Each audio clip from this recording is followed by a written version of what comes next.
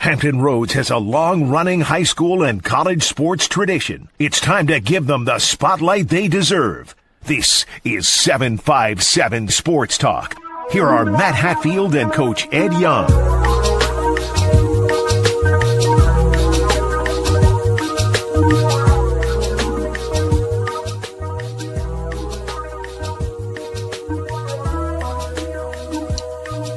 Good afternoon, good morning, good night, all those things. We say howdy and hello to all of you on 757 Sports Talk. Whether you're watching us in the morning, afternoon, or evening, you're always with us on COVA Sports TV. He is the coach, Ed Young. I am Matthew Hatfield. Finally got a haircut. And yes, I decided since the baseball season is over to go get a trim and a shave. And it's over because, sadly, the Los Angeles Dodgers won in extra innings. An epic fall classic it was, Ed, defeating the Toronto Blue Jays to capture their second consecutive World Series. You know how much this pained me to watch this late on Saturday night, the first day of November. We turned the calendar from October to November. The trick-or-treating was done. It really just disgusted me. All the Kit Kats and the Reese's and the Hershey bars, it was brutal, Ed. I had a rough time. But I have to admit, it's going to go down in the annals, or annals, whatever they say, as one of the all-time fall classics. Annals. Is that what it is? Okay. It's not annals. Lord Jesus, you've been eating too much candy. Well, to me, this was really tough to digest. But I have to give credit where credit is due. The Dodgers played one heck of a Game 7 when their backs were against the wall and they were facing elimination. And it looked like, Ed, they were done. They were finished. And I remember sending you a message. Shohei Ohtani's going to come up here and hit a home run, either tie it or win the game. And it wasn't him. Instead, it was Miguel Rojas. After Max Muncy brought him within a run, Will Smith hits the go-ahead in extras. Toronto had missed opportunities, missed chances. But how about Yoshinobu Yamamoto? Try saying that 3 times real fast. It's about as hard as you can say Jackson Smith and Jigba, who carved up the Commanders on Sunday night, or Giannis Antetokounmpo, one of the NBA's best players from the Milwaukee Bucks, who's won a championship before. Yamamoto, he was no doubt about it the MVP, as he had a Randy Johnson-like. He had a Madison Bumgarner-like. He had you remember Grover Cleveland Alexander? That's going back in the way days. He was that dominant, and without him, they don't win the World Series. But annals, potato, tomato, the Dodgers, whether I like it or not, they went back-to-back, and they got it done, and I have to tip the hat to them. No hat today. Yeah, I think when it's before the season started, back in February, March, everybody said the Dodgers are set up for this. Everybody wants to say they bought a championship, whatever. You did. The thing about it is, it's pro sports, as I said. You have money, spend it. Get players. Teams that don't spend the money are usually in last place. So, but they do have some guys that are homegrown. They do a good job of getting some foreign players from Japan. They got a good in with that. Of course, Ohtani, Yamamoto. It was a good series. I didn't really get into it deep. I did watch a lot of the 18-inning game. I watched the Game 7. As I said before, when my Yankees got bounced, I bounced. Wasn't a big fan of either team. I kind of wanted Toronto. Don't hate the Dodgers as much as you do. But I just wanted to get it over with and move on into deeper into football, and here comes basketball season. But it did turn out to be a good World Series, iconic in many ventures in terms of the 18-inning game. But, when you cut through the layers, I'm going to say it. Toronto blew it. They had opportunities galore. What were they, 3 for 18 with runners on base in Game 7? I mean, they left, 14, 15 guys on base? Well, they were in great shape when Bo Bichette hits the 3-run homer. You think they got this game. This is their game to take. And Max Scherzer, give him props. The old KG veteran, he gave him a solid enough start. I'd like to see him go to their inning. But who feels worse, Hoffman or Shane Bieber? Justin Bieber could have done better in the extra innings. Come on, Shane, the ex-Cleveland Guardians ace who got dealt. And look, your former guy, Isaiah Kiner Falefa, who I thought was safe at home. I still argue he was safe. He was safe.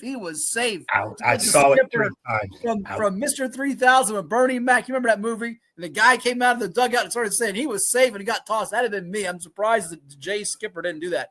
I thought he was safe, but it was one of those, just like in football, we hear all the time, there's not irrefutable evidence to change the call on the field. And if they had changed that call, Dave Roberts would have ate his hat and probably gone bananas on the umps and said they were robbed. But you're right, though. Toronto had runners on the corners. They had the bases full. They couldn't get that run in. They had the sacrifice, but then they get the ground to a double play to end the game. To end the game. And that's about as bitter a pill, tough to swallow. It's about as tough as it was for a team that couldn't hold a ninth inning lead in the desert 24 years ago, which to me, to this day, and this is the burning question as we go to break here, best World Series of all time. It's a no-brainer. 2001, Arizona over the Yankees. Think about it. Had the Yankees won, the MVP would have been Byung-Hyun Kim. But you had Randy Johnson and Curt Schilling and Roger Clemens. You had Theater. Alfonso Soriano goes yard. But then the D-backs with all those old-timers like Mark Grace and Matt Williams and the Danville, Virginia product, Tony Womack with the game-tying hit before Craig Counsell, who was a hero for the Marlins in 97. Young franchise. Hero again for the D-backs in 2001. And then Luis Gonzalez, the bloop hit of Mariano Rivera, the unhittable, great Rivera, over Derek Jeter's head. And a celebration. Okay, enough is enough. You're talking about something that 3 or 4. 90% of the baseball world can care less about. Probably the most exciting come from behind World Series was the Pirates smacking my 60 Yankees. Okay, Mazeroski's. Nobody that watched that show was alive for that. That was how many years ago was that? And they got the 56 series. Ago. The 52 series was iconic. You're talking about a series that really nobody talks about, okay, because it was a fluke. So we there's no need to put credence on that. This World Series was big in terms of dramatics and so forth and so on. By the way, question, because they probably said it, but I don't remember. Who was the last pitcher to win 3 World Series games in the same series? I think it was Randy Johnson. Okay, he won games 2, 6, and 7 in 2001. Remember, he was co-MVPs with Curt Schilling, who, by the way, also haunted your Yanks with the bloody sock for the Red Sox a few years later. But listen, is this a top 5 World Series of all time? I can't dispute that. I just think we're all prisoners of the moment. What happened in the last 5 minutes? That's how the world reacts. This was the greatest thing ever. To me, the reason it doesn't, I'm going to tell you why it doesn't. It had a few good games. There wasn't a save in that series until Game 6 in Toronto? There wasn't a save. And by the way, double plays to end both of those games, which is so strange, Game 6 and 7. And listen, the fielding from Rojas, Pages in center field, Mookie Betts to end the game, an athletic play. I can't knock the Dodgers. Their fielding in the 7th game was spectacular. I can't knock that. But was this, to me, the greatest World Series ever? I'm trying to throw rain on the parade here because they're going to have a parade, by the way, and I'm going to throw rain on it. No, it's up there, and I'm like you. The Jays, they missed their chance. For Springer and Guerrero and Bichette and those guys, they had it. They were about to go from last place to first and do it, and they couldn't finish the deal. Just so close. Heartbreaking. And the catch by which Pages? Center fielder. He's got to change his name. Like we said, annals, potato, Pages. Yeah. That catch will go down in history as the maze behind the back, over the head catch. He would have knocked Hernandez over and left if he had to make that catch. He was going to do whatever. He smashed into him because if the ball drops, Toronto wins. Correct. So, and he ran miles to go get it. So miles. That was an unbelievable catch, and I give him tremendous credit for it. To me, that's the biggest play. That double play in Game 6. His catch though was the biggest catch because, if I'm not mistaken, he doesn't catch that. That's the third out. There's runners on second and third. No. They're coming home. Whoa. It was bases full. They're coming home. It's over. Yeah. It's over. Yes, it would have been over. Yeah, it would have been over. Yes. Yeah, I don't think that catch got as much play in that World Series. Well, hold on. Will Smith at the plate, to be able to tag it well enough. I thought I thought he was there, but I thought his foot came off the plate, which is why I thought the IKF was. By the way, IKF, Isaiah Kana Falefa, which is like you say with Jackson Smith and Jig, but just call him JSN, IKF. IKF, can you bust it down the line to get home? It's only the 7th game of the World Series, dude. Can you hustle? This is not like this is a game in the middle of June that has nothing on the line, dude. Get home and score the winning run. Gee whiz. All right, enough of me yelling. All right, and that brought to you by Frank the Tank Jr. It was, let me tell you what it was, Ed. It was really, really, really pathetic, putrid, awful. Thank you, Frank. All right. We've got more coming your way, enough baseball because that season's over. Basketball's around the corner, but for now, it's football time. We're going to talk high school, college, and pro with you on 757 Sports Talk. Where are they watching, Edward? Cova Sports TV. Stay tuned. I'm here with the head football coach of the Heritage-Lynchburg Pioneers, Brad Bradley. His team wins the thriller 35-33 over their Seminole District rival Liberty Christian, the reigning two-time Class 3 state champs. Now 8-1 on the season. Coach, this is just how you drew it up. Going down to the wire against these guys who you might see again come late November. I think we will. Tell me about this game, because I felt like, in speaking with a couple of your leaders here with Zeta Holloway and Aiden Slash, this was a game you might have lost in the past, but this group's maturity and growth and perseverance has helped them get to this point to where they can compete for a championship, right? Y'all don't hear me as much over in this end of the state as I am, but they get tired of what I say here.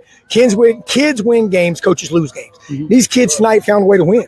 And I'll be honest with you, man, that's what you just talked about. These kids were sophomores. We went 6-5 in 2023, and we played not bad football. We had some close games, but you're right. We did not let anything bother us tonight. We treat every game as a 48-minute fight, 4 rounds, and I thought we answered the bell. And, everything wasn't pretty. It wasn't perfect. We had some mistakes, definitely some explosive plays on the defensive side of the ball.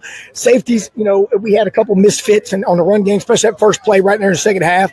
But at the end of the day, we didn't put our head down. We didn't sulk, and we didn't feel sorry for ourselves. We just picked each other up and then put each other down. And we've been talking about, if we played for the name on the front of our chest instead of the back of our chest, we got a chance in every single game. And I think our kids did that tonight. I think the big microcosm of that was Aiden Slash. You're driving on them. Second half, your offense starts clicking, throws the pick, but you get the dumb head coach called a pass. But you get the ball back, and he makes the right reads and plays, including a read option play. You go up 9 here, and then there was a play like you got a fumble. Well, I'll tell you what the play that really Aiden Slashers get credit for. Okay. Third quarter, going towards the scoreboard. Yep. We end up in a third down. We had a pass, end up calling it over here, and he ends up throwing the ball to the left, and we get the first down. The curl pattern, right? Small hitch, yes. And unbelievable job on his part, man. Yeah. He called that. He took that. He knew what the situation was over there. That's a lot of film. That's a lot of film work and a lot of dedication to him. You push these guys really hard in conditioning off season. I know you do. Do you feel like just the camaraderie rubbing off? Because again, you guys, if you play at Heritage, you got to have thick skin. Yeah. And you can't feel sorry for yourself all the time, because at the end of the day, man, we're going to coach the crap out of you, but we love you to death. And that's what these kids are starting to feel like. We love you. We love them, and we're going to love all of them. I think, our guy, Devin here, he's been around our football team for 2 years. I think he can tell you that, man. We truly love these kids. We truly going to love all of them. We're going to pour it out. But at the end of the day, if we're going to pour it out, man, we expect big things out of you. These kids are starting to answer the bell. Come on, let you run. I could shout out a bunch of your guys on the O-line, defense, but I want to shout out 3 guys in particular on defense. Your wide receiver defensive back, Jaden Miller, I think, coming in tonight, leading in picks with 5. Yep. Number 11 for your Raekwon Rucker. He was all over the place. And number 12, Tremique Hudson, who was getting your guys fired up on the sideline. I thought he was like a little mini Brad Bradley out here. He had a couple of big stops. I think he leads in sacks. And those guys really made some spark plays when you need them, didn't they? Well, yeah, I'm going to tell you what. Raekwon, we had him, Dom Jones, our starting safety, number 1, didn't practice until maybe 6 plays on Wednesday, and only took probably 15, maybe 20 reps yesterday in the run through. So Raekwon was kind of playing backer and safety this week and coming back and forth. Man, it's hard. You got to play outside linebacker now. You got edge, and you got to play safety over here. And you got to cook. So we had a couple of mistakes in there, but man, his tenacity and his consistency, just coming back. And that's the thing about it, man. You're gonna in life.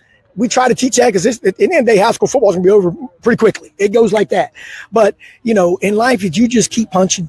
You keep punching. Things aren't always going to go your way, but you keep punching, you're going to have success eventually. And that's what it's all about, is just keep on coming. You play a championship team tonight. And by the way, you play a team in a week from now who's a Class 4 contender in Jefferson Forest. You don't want to share the Seminole District, but another prize fight type of battle. These games harden you for the playoffs, don't they? Yeah, I mean, it is what it is, man. This is what, and I know we're a little down this year as a whole district, but I still feel the top 3 teams, us, LCA, and Jefferson Forest are all really good football teams, and much respect for, Coach Cruz and what he does over there. Man, it's going to be another slobber knocker. And that's what what Seminole football is. Well, congrats. So we enjoyed the trip up here, and then go get some candy, all right? Hey, man, I appreciate y'all. Hey, happy Halloween, and I tell you what, that orange on orange was nice tonight. That was pretty special. Thank you, man. Appreciate you.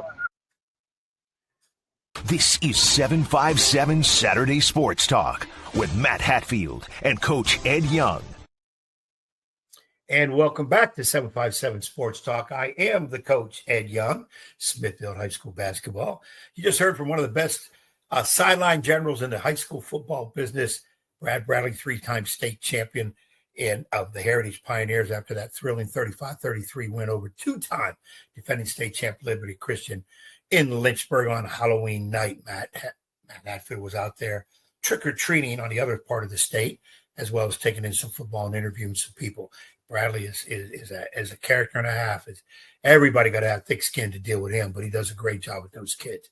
And, my partner, Matt Hatfield, and I caught up with another coach, King Fork's Anthony Joffrion, after a big win over Indian River. But before we get to that one, we're going to take a little break, and then we're going to indulge you as you hear that Hatfield guy catch up with head football coach from his old school, from Kempsville High School. Spent 7 years of Matt Hatfield's life, was in a classroom twice, and that was only by mistake. Okay, and he had a big win over the Kellam Knights the other day, so we'll get back to talk with Daryl Cherry right now on COBA Sports TV. I'm here with Kempsville head football coach Daryl Cherry. His team has won its 5th in a row, defeating the Kellam Knights on the road tonight, 42-10. Coach, coming in, I'm sure you knew Knights fresh off an upset at Bayside, the area's leading receiver, Aaron Smith. And while he does get 4 catches for 93 yards and makes some plays, you keep him out of the end zone. And more importantly, second half, you seized control. What was the difference as the game progressed on? They had an early lead, but you guys got it before the half and never let up from the second half. Biggest thing is we put the ball in our run back's hands and our linemen, and we just told the guys in halftime we're just going to try to dive them up front and just run the football and get us out of this game. 5th straight winning season for you here at Kempsville, something they haven't done since the days of John Bowles in the 90s. You know about the great tradition of Kempsville going back to the 80s under the late, great Ralph Gahagan, and you've been known for the trench mob and playing physical.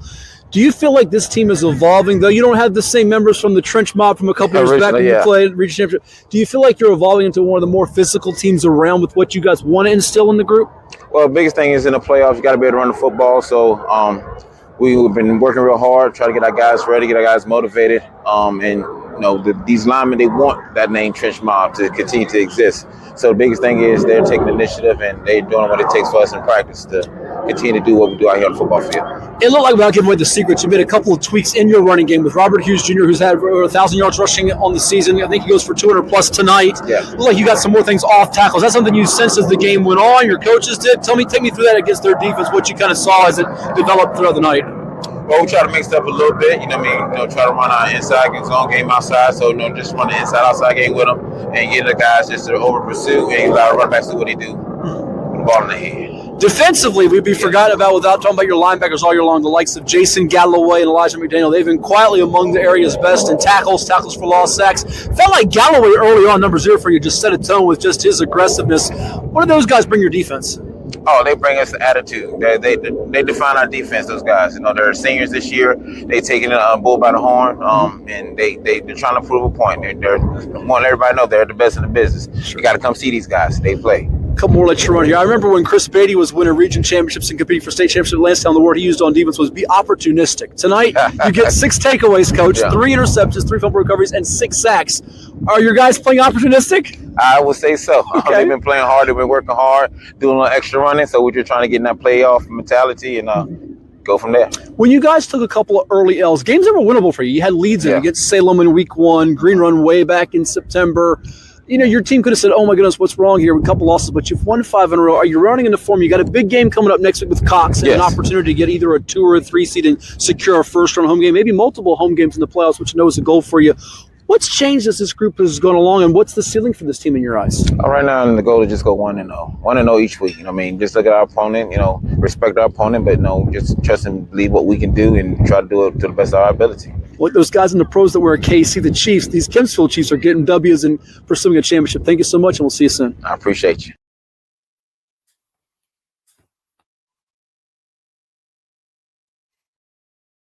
The head football coach of the Kings Fork Bulldogs, who won a heck of a ball game on Thursday night. I'm jealous of my colleague Will Garlick, who got to see a much better game than I did in person over there at Chesapeake.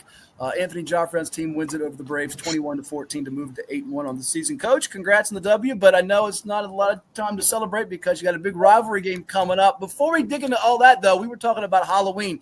Did I see on I don't know if it was Instagram or X or Twitter, did you dress up as a football player? Did you bring back the old cleats, everything on Halloween? Yeah, I haven't put a football helmet on since maybe 2016, 2015. But Zadarius won, he had a huge game the night before. And I've been joking all year that I was going to dress up as one of the football players. But I kept saying Kevin Knight. So everybody thought it was going to be number 7, Kevin Knight. But then I showed up as Zadarius won. And, the whole school thought it was hilarious. Well, good deal. The Knight's the fabulous freshman they've got, Ed, son of, by the way, the former Lakeland coach. And Zadarius is having an awesome year. Certainly could be another one of our Chicho's Pizza Player of the Week candidates for this week. The only thing that drives me nuts about Zadarius, coach, is I can't spell his first name. I don't know how many times I look at it. He's got like 2 apostrophes. It's one of the hardest names to spell. But, boy, he's one of the fastest players in VA and in the 757. Yeah, he's a great kid, man. Been in the program since the 8th grade. Just to see where he is now, man, going to North Carolina Central, which is a great program. Just excited for him in his future as well. As you should be. You're gonna give his first name to Ed in our next spelling bee because it's a guaranteed X for Ed. He won't get that spelled right. Won't happen. Now I'm gonna have to practice, and I know that thing. I want to know, since Anthony dressed up, was he a big trick-or-treater in his day, if not even still today? And obviously the obligatory question, what is his go-to candy? See, those are the hard-hitting questions. So first, Anthony, were you a big trick-or-treater? Do you still do it? And what's your go-to candy? Yeah, so I'll tell you a funny story. So, I'm big on the Reese's. So, I know you made a comment about playing on Thursday, but it was actually really nice to have Friday off. I don't remember the last time I've had a Friday off. So I was actually able to, me and my family went trick-or-treating in our neighborhood. And the funniest thing was last night as I'm walking through the neighborhood, I saw at least, 100 of my kids that go to Kempsville High School. And I'm just screaming up down the street, we got high schoolers trick-or-treating. And, I didn't know that was still a thing, I was letting my neighbors know, letting everyone know, don't give them candy. They're in high school. They're not little kids. But, they were giving them candy. But even saw a couple of my players. I'm not going to say their names. But we go to practice on Monday. We got high schoolers trick-or-treating. It's crazy. Just run them, make them run laps, get the candy out of them. And I always thought the cutoff was once you became a teenager, once you hit 13. So that was at least what I was told as a kid. But I saw a 16-year-old last night. Yeah. For sure. Oh, listen, they would come to my door when I was home. I was in Lynchburg last night, but they would come to my door at 17, 18. And then where's the really bad part? The kids that come back the second time and third time, like we didn't see them before. They changed the disguise. Like, come on now. You're just trying to get more extra candy here. But please enlighten Ed, because he's been complaining to me since he became the new basketball coach at Smithfield about the Bay Rivers district schedule, and we don't have these games on Friday nights. What am I going to do? He should enjoy having Friday nights off every now and then, right? It's not the worst thing in the world. Yeah, it's not the worst, Ed. I got the kids were actually surprised. More importantly, the parents. They were like, they don't have practice on Friday. I was like, no, we don't have practice. And they couldn't believe it. I had, maybe 15 calls to the school on Halloween. Like, hey, coach, you sure we don't have practice? I'm like, yeah, we do not have practice. But, as I've gotten older, I think when you get a chance, you got to give the kids a break. You got to give them a break. You do. This is true. Ed? No, like I said, everybody knows I'm not a big Halloweener and a trick-or-treater and I couldn't give out candy last night either because I was at the Smithfield game working that game. So, but, I can see football, you say getting a Friday off here or there. You were at the game, and that was your excuse not to hand out candy. You had to be at the game. I had to be at the game. I was as long as there was another concert or show you had to be at, you would have been at that as opposed to the game. So what's the rule? Like, if the lights are on, you don't knock on the door. What is it? If the lights are off, don't knock. Right. I think that's what it is. So you're that guy who cuts your lights out and don't knock on my door. Hold on now. If I'm here, I'm going to put the lights. I bought 2 big bags of candy, and a lot of the candy in the bag I don't really like, so I can't then buy it for myself. So I got to figure some way now to get rid of all that candy because that ain't for me. But I just wanted to be able – I wish we could have the picture. I wanted to see you as the football player, but I'll have to go hunt for it online. We'll get it to you later. We'll have to play it on the show next week or something. But that leads me into we'll dive into the game coming up here. But the Indian River game, you probably expected, given you've had some fierce battles with them. I know you played like a double overtime game with them a couple years ago, as you did with Nansemond River. You've had some tight battles with Oscar Smith over the years. Your first game of the year we saw against Wise, which I think people have forgotten just how tough a game that was and how good a team they are that you were able to beat in a head-spinning back-and-forth tussle. But your kids have been prepared for these moments where it comes down to crunch time, correct? Yeah, just within the district, over the years, the only team that's really gotten us is Oscar Smith. And I just think this year, as coaches and as players, we just, had our worst game. We got to do a better job, going forward and things like that. But I would say that loss, really, helped motivate our kids, and coaches, just doing a better job. And, Indian River, they're just, very well coached. The field, it was just really, a tough environment, to play in. It was very muddy. It was one of those type games, players really couldn't get their footing. So it turned into like a really, physical, type of game. And, and as a fan, I'm pretty sure you enjoyed to watch it, just to watch two teams just, play very physical for all four quarters. Well, I want to ask you that before Ed jumps in here. You are a former football player from standout days, Ocean Lakes, defensive lineman, Shawan. Played for a couple of guys that we know quite well, Chris Scott, Tommy Austin, if I'm not mistaken, as well as your coaches. Are you one that I've run into NFL guys that hate it, and I don't know all reasons why, but the artificial turf grass discussion, which always gets discussed. Yeah. When you have rain like you did and you end up playing on a muddy field, you're probably saying, I need that turf. But there are some players that don't love the turf. Where do you stand on it now as a coach and as a former player? What do you make of it? Because there are more turf fields than in the past, but when you play on a field that's not the greatest, it can also impact your performance and how you go about doing things, correct? Yeah, but I think it's going to sound crazy. I think the beautiful thing about football is, you just got to show up and play. If it's turf, if it's grass, if you had to play on a basketball court. I know that sounds crazy. But football is one of those sports where you can't really control anything. You just got to go out there and play. You might play in the snow. You might play in the rain. So I think that's what makes football great. Even as a player, I was never, hey, we're playing turf this week. We're playing grass. It's going to be sunny because you can't control the weather. You just got to go out there and play. So I think that's what makes football great. You got to go out there and just play no matter what the conditions are. No matter what the field is, just got to go out there and play. I think that's what makes our game great. We're chatting with Anthony Joffrion. He's the head football coach of the 8-1 Kings Fork Bulldogs, who are averaging 39.3 points per game, giving up just 14.7 points per game as they're coming off their fifth straight win, 21-14 over Indian River before a matchup at home against the rival Nansemond River, a Suffolk showdown coming up on Friday, November 7th. It is 757 Sports Talk on Cova Sports TV. Like, share, and subscribe. Ed? You're going into this game with Indian River. Okay, it's in a little bit of a different type of field in terms of the mud and whatever. Does that change your perspective on maybe what has to occur right in those first few series, whether you're on offense or whether you're on defense? What has to occur because of field condition, or once you put a game plan in, it doesn't matter about condition. This is what we have to do. Yeah, I would say for us, it was, we have to be able to run the football. Running the football, like when you get to the playoffs, you're going to have to run the football. So for us, that defensive front from Indian River and their linebacking core, that's a very, physical group. Jamari Horton, Corey Sanderlin, number 5 for them, just really good players. And they made it tough for us to run inside at times. We even went quick game, like hitches, things like that. Their D linemen are jumping up, batting it down. It was a very physical game. And then, in the fourth quarter, we were able, to hit a couple runs outside, make some runs that we really needed towards the end. Artis Boone was able to, make some plays vertically, at the end of the game. But it's a physical football game. You got to be able to run the football at the end of the day. I know. Yeah, go ahead. What I was going to say, when you're talking about running the football, and again, I call it a greasy field when it's got a lot of mud and slip and slide. One of our buddies is I think he deals with your running backs, Rod Johnson. Mm-hmm. Tell us something about what Rod Johnson is bringing to the table.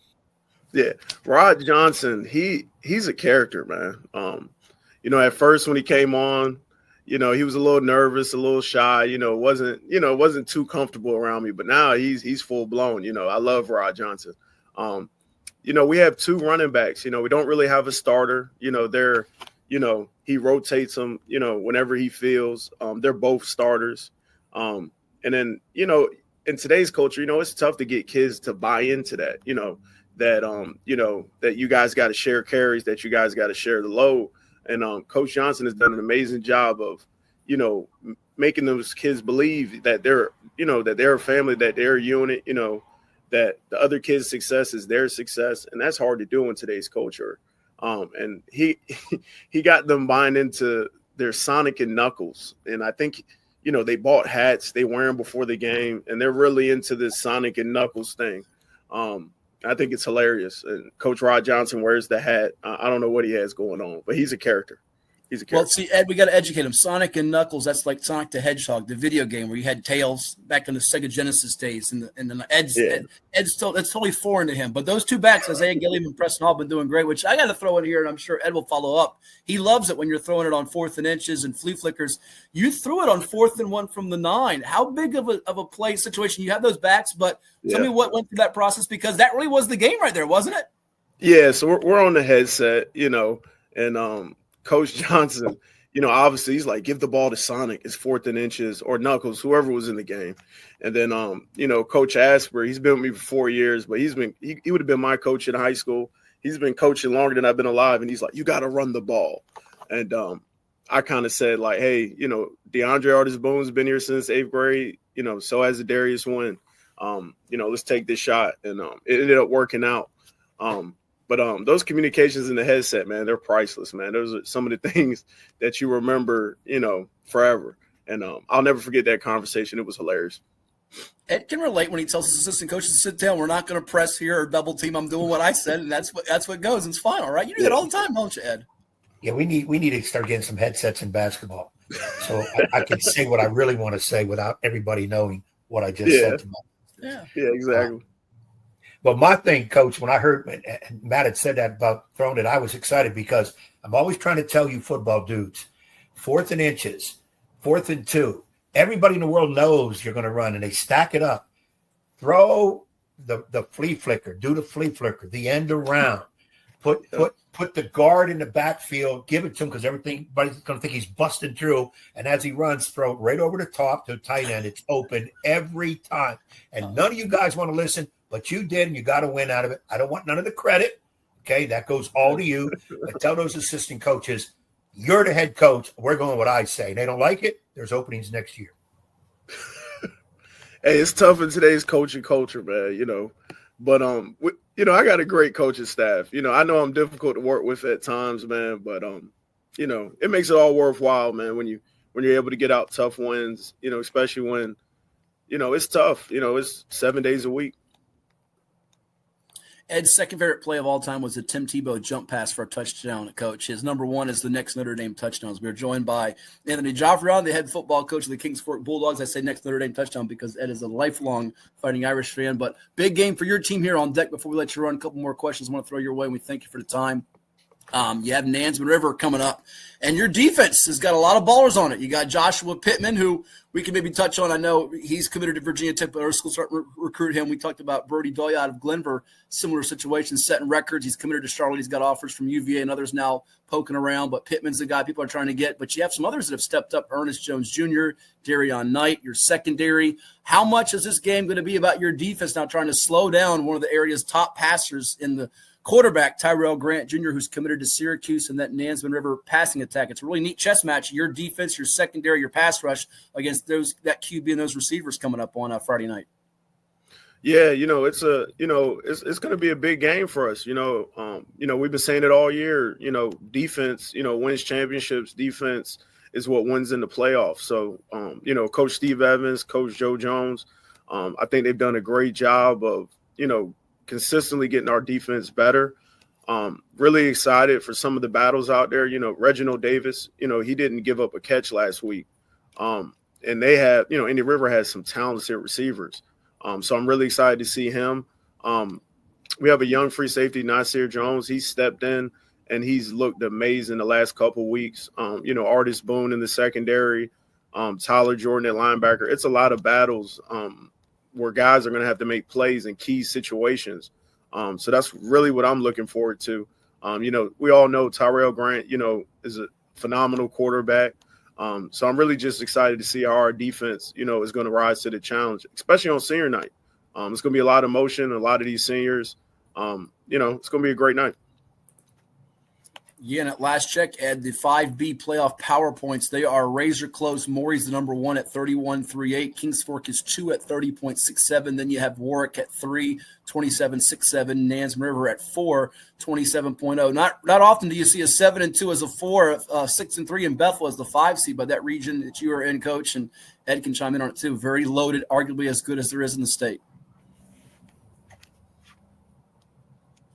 Yeah, I'm definitely saying that it's almost like we talk in basketball. Sometimes it's tougher to get out of the region than it is to go win a state title in the States. But obviously, you got to take them as they come. Coach, I'm interested. Question I had on my mind. You're late in the year here now. You got your regular season finale coming up, playoffs coming up. Is there a couple players? I don't want to put you on the spot with one, but maybe a couple players who have come through for you that maybe at the beginning of the year you weren't sure, you were hoping, or you might not even remember their names back at the beginning of the year when got all those kids out there for workouts and whatever. But a couple, 3 kids maybe that have really come through that we don't maybe get a chance to hear a lot, or maybe they have done well and we've heard about them, but at the beginning of the year you weren't sure about them. Yeah, I would say the biggest guy is, Terrell Godwin. He's been in the program since 8th grade. He's in his junior year now. He played at times last year as a sophomore, but he stepped up huge this year. He leads our team in receiving touchdowns. Against Indian River, 3rd and 5, number 58 actually tips the ball. And then it was in tough coverage and he still caught it. So he's a guy like I'm super proud of. I definitely think he's going to get some Division I looks this offseason. Just excited for him, man. He's just a guy who's worked really hard. Especially, in today's culture, man, where everybody wants the football, everybody wants these early Division I offers. He's just been a kid who's just put his head down and just worked. And, to see the season he's having, man, it's all because of his hard work.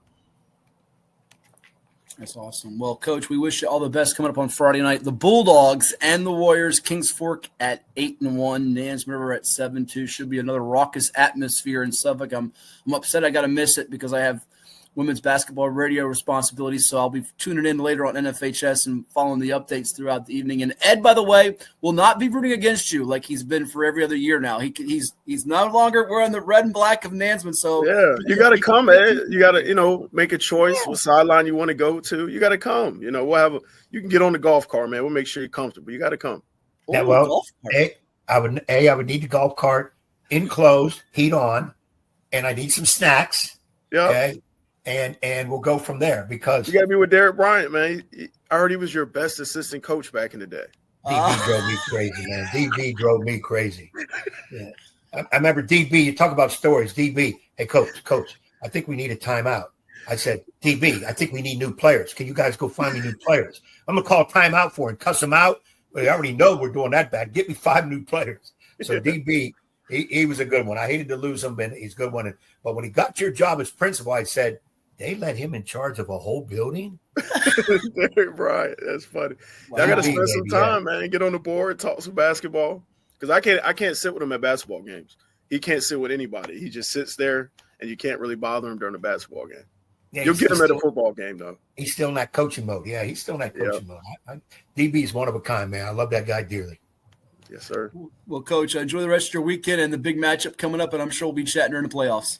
Yes, sir. Good luck to you, Coach. Go ahead and go through that bag of candy now and get what you want. This is 757 Saturday Sports Talk. Here are Matt Hatfield and Coach Ed Young.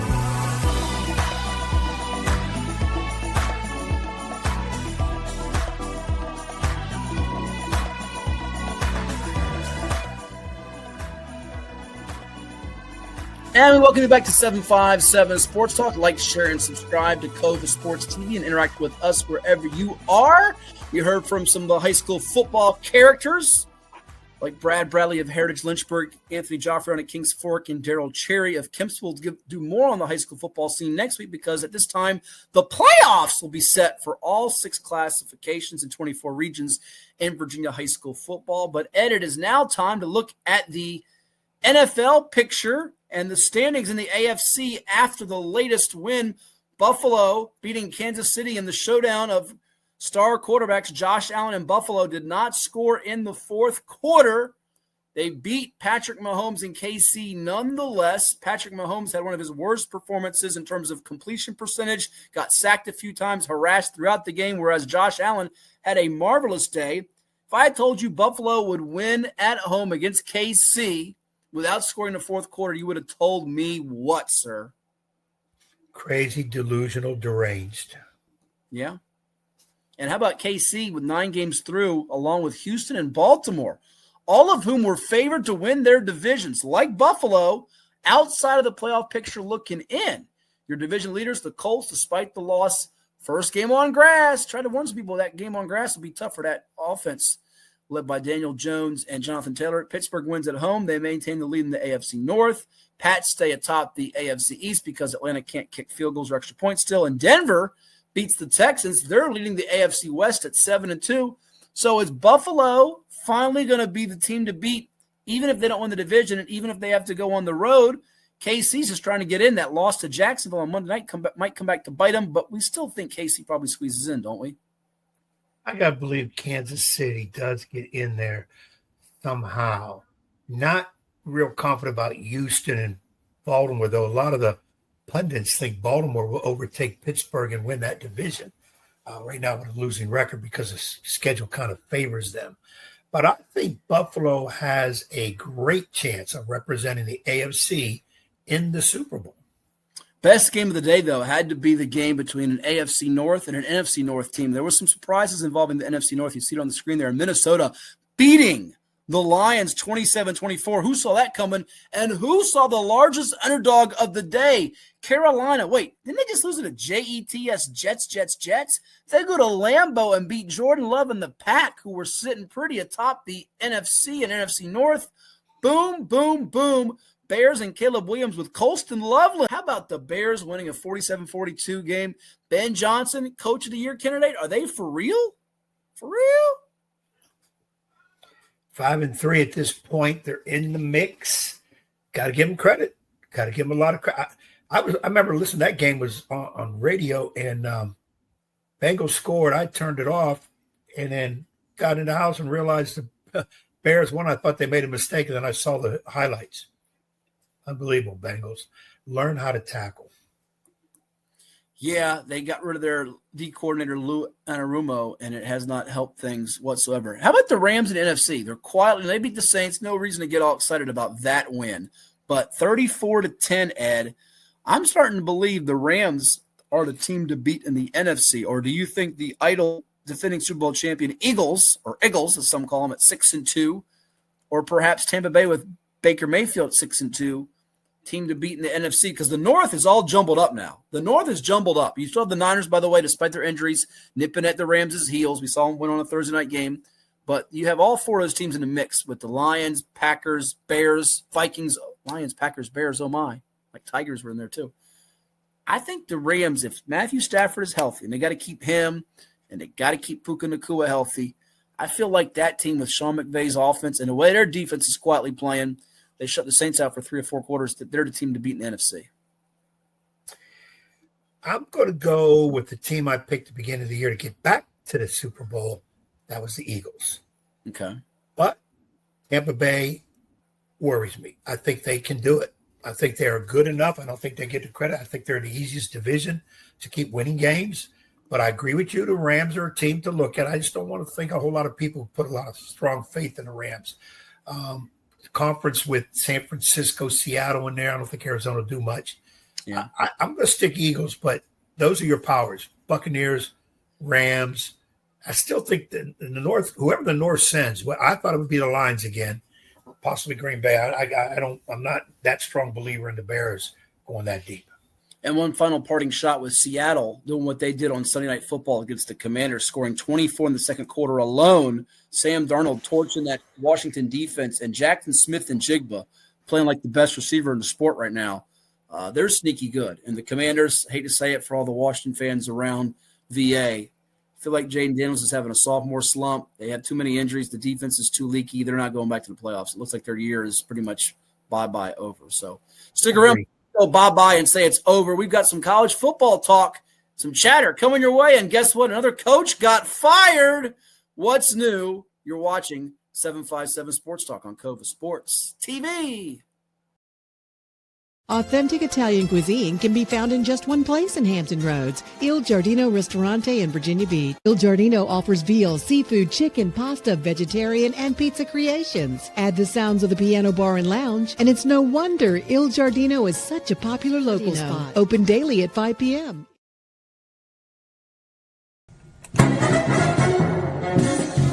And now back to Matthew Hatfield and that evil basketball coach. Blast you, Ed Young!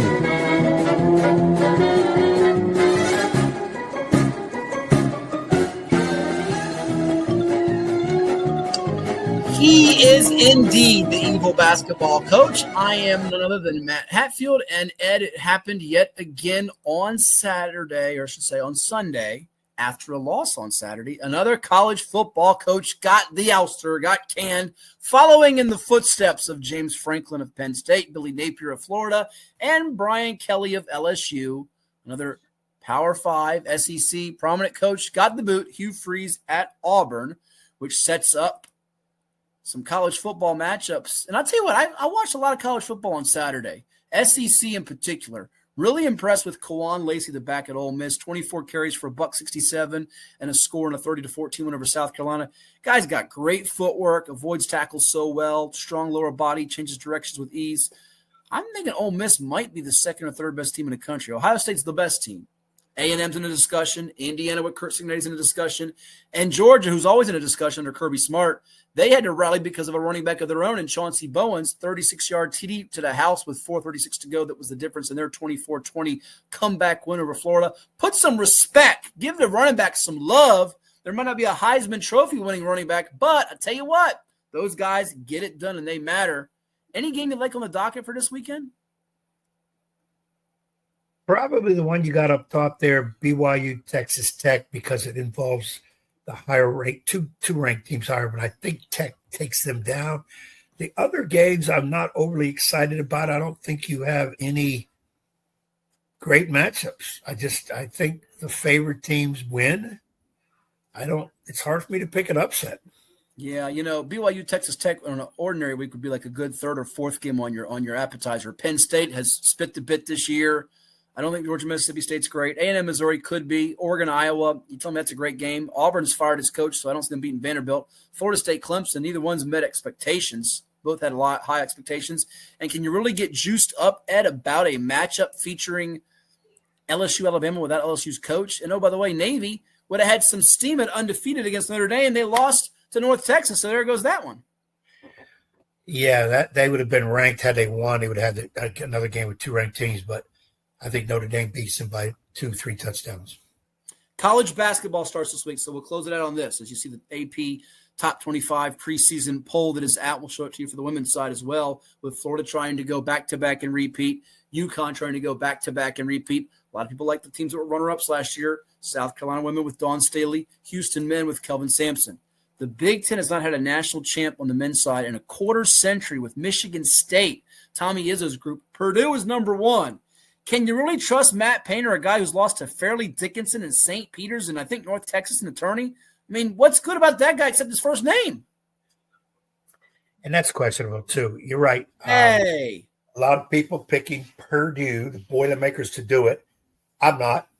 I'm like you. I'm a little squeezy about Mr. Painter. Save your pick for next week. We'll do our final four picks next week. Save them.